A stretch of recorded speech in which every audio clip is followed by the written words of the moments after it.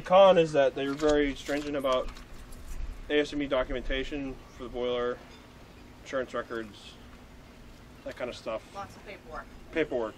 Yeah, the state people love paperwork. Then we went into the FRA, and they're more focused on the inspection, extremely detailed inspection. Different, that was an issue with our insurance company. Hold on 1 second here, let me turn the light on. Well, cool. Okay. So we're restoring the. Yeah, so these two locomotives that we have here, that's actually a wheel set from the trolley truck, or the tender truck. These are forming type locomotives, so however you want to discuss them. All the parts and. Yeah, and all of this actually, most of the stuff you see here is just, most of this, those are tricocks there. Okay. That just got painted, but most of the stuff, these journal boxes and that kind of junk, is all just stuff for the trailer truck. You call the frame here the truck. Right. Right. So the parts of the frame itself is outside. Yep. Under a tarp. We the reason we have an axle missing is because it's up in booth bay getting turned on a lathe. Wow. And then this is the actual. This is the frame of the locomotive without the boiler. Okay. It's an outside frame locomotive. You can probably see that. Where you can see there's nothing between the wheels. Okay. So the wheels are just spoked like a bicycle, and they use these outside counterweights to do your balancing. Mm-hmm. And Walshert's valve here. These two locomotives are actually very similar. Watch out! This is a real tripping hazard here. This is a hydrostatic testing machine right on there. Yeah, careful. Wow. So, yeah, 7 and 8 were very, very similar. 7 originally had a wood cab. Okay. Also was originally spec'd with a 42-inch diameter boiler. 8 had a 43-inch diameter boiler. And a steel cab. And other than that, it's not really obvious what the difference was. Certainly in later years, they performed differently. Everybody I've ever talked to said 8 was a lot harder to fire for whatever reason. I guess there really could be all kinds of reasons for that. Wow. But we were going to do an event on March 29th. And one of the things we had hoped to do was to get number 8 out for public display, because it's been sitting here since like 2003. Yeah. Like over 10 years. So wow. It's not really very accessible for people to look at. And number 8 is the last 2-foot narrow gauge locomotives built for use in Maine. Yeah. SR&RL number 10 in 1916. SR&RL number 10 actually was very similar. Actually, it was like somewhere between 7 and 8. Design-wise. So it was basically the same design. Can I see the front of this? Absolutely, yeah, sure. You know, then SR&RL number 24 was built in 1919. Yep. And this was the last one built for any of the main 2-foot narrow gauges in 1924. Wow. And arguably the heaviest. Yeah. But the Sandy River and Rangeley Lakes people don't see it that way often. This one is the one that goes 60 miles an hour? It was alleged to. This and number 10. Okay. Wow. And how many miles of tracks did they have? BNSR or the BNHR after 1927, they had 21 miles of railroad total. Yeah. It went from Hiram Junction on the Main Central, or Bridgeton Junction, which was actually in Hiram, Yeah. to downtown Bridgeton, and then there was also a branch that they built in 1898 from Bridgeton to the lake community of Harrison, which was at the far extremity of Long Lake. Oh. This thing here was kind of cool.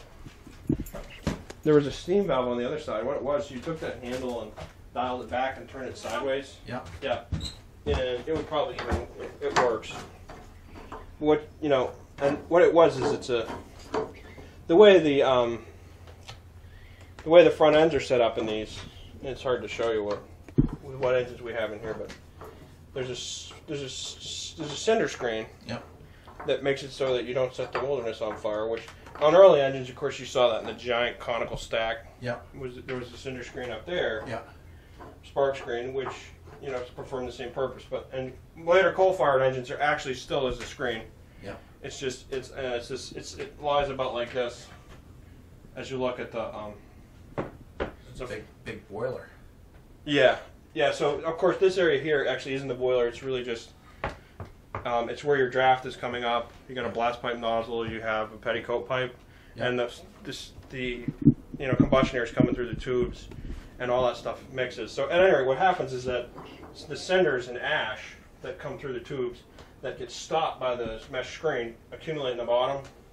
And so this thing was a funny thing to use because you turn this thing and you put it out of the way, and then you open the steam valve, and then this is like just giant black crap Yeah. goes every like 40 feet wide spray. Just like wow, we just killed all the foliage in that place. Yeah. You know. At any rate. Yeah. Cool. Funny. I'm actually not. There are other guys in our organization who are bigger whistleblowers than myself, but you'd be, people get pretty excited about some weird stuff. Train whistles. Yeah. There's a guy who makes reproduction ones. Oh, the train whistles. Yeah, but it launches this whole debate about the original ones were cast bronze or cast steel. Mm-hmm. So and when it's a welded assembly, even if it's the same shape, does it make the same sound or whatever? You can really kind of go nuts with it. And it's funny too if you got a chance to look at 4 safety valves versus 8 safety valves. They're rated based on the poundage per hour of the boiler, basically the size. Yeah. But these safety valves are enormous compared to 4s. Yeah.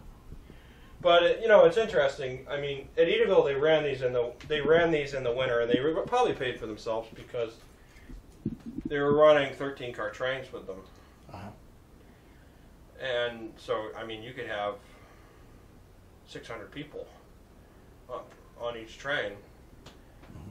So they ran them during the Christmas season because they needed the capacity. But for what we do, from an economic standpoint, and really kind of ignoring the whole historical aspect of it, because these 2 locomotives have very significant to this collection because most of it came from the Bridgeton and Harrison Railroad. And it's interesting that the Monson locomotives are actually very interesting in that they're very well designed and kind of reflect the epitome of the design that started like 30 years prior to when they were built.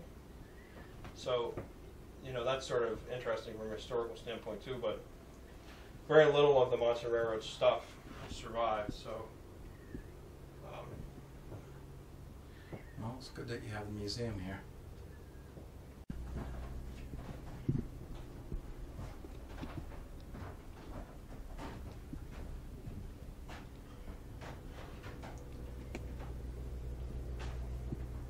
This engine was actually damaged. Wood paneling? Mm-hmm.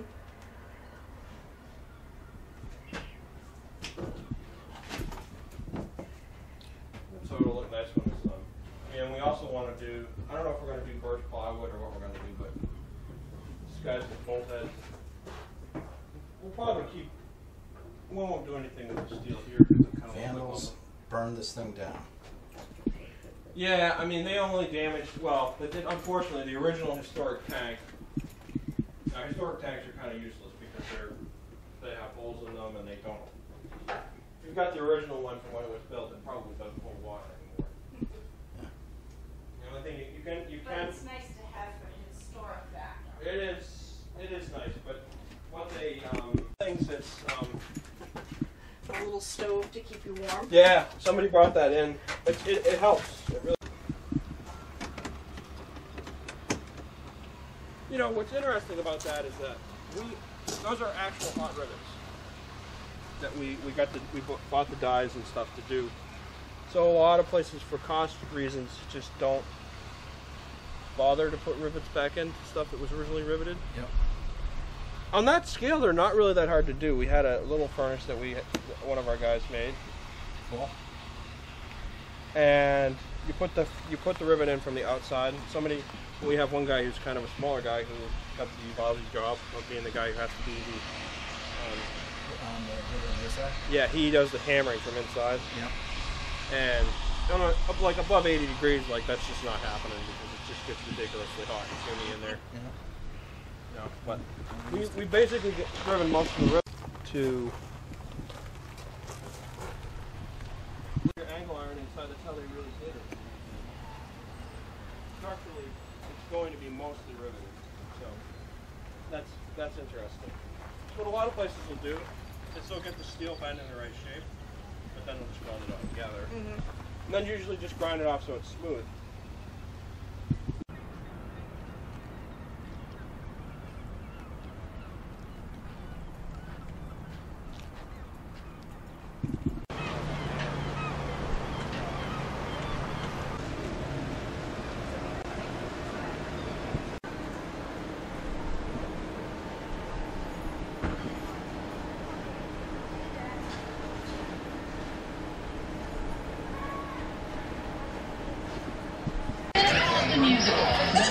Celebration of women and the change. Changing, changing.